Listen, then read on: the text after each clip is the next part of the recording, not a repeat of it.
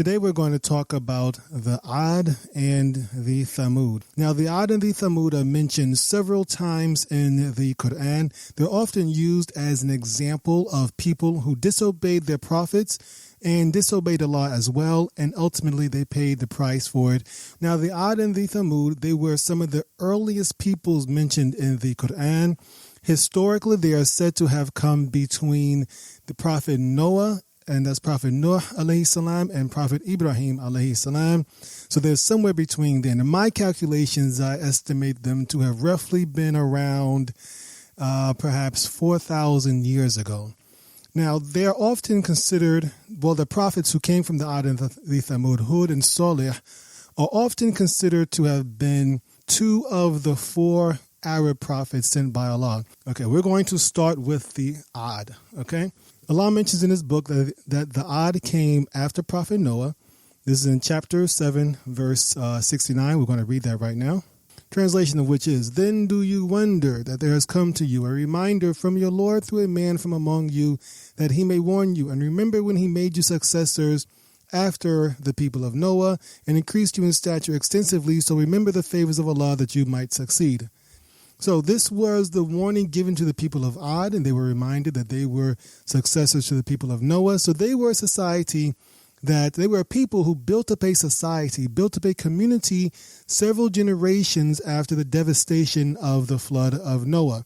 We don't have to get into details of that. Inshallah, we may do that in a future episode. The location is considered to be in the Prophet's time, sallallahu alaihi wasallam. They call this area Asham, which is often translated as Syria.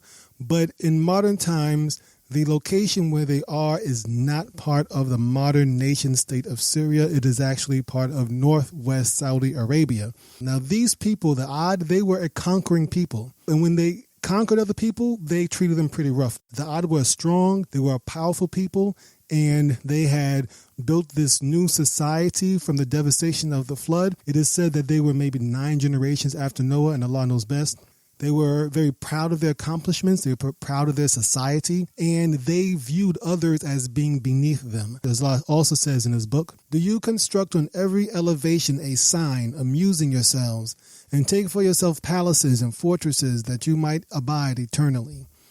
So from this, it seems as if they built these structures and these castles, these great palaces and stuff like that. They built these things kind of out of frivolity because they had the power, they had the means, they had the money to do it, so they just do it. And we see some examples of that today, and we see these humongous structures also in the Arabian Peninsula.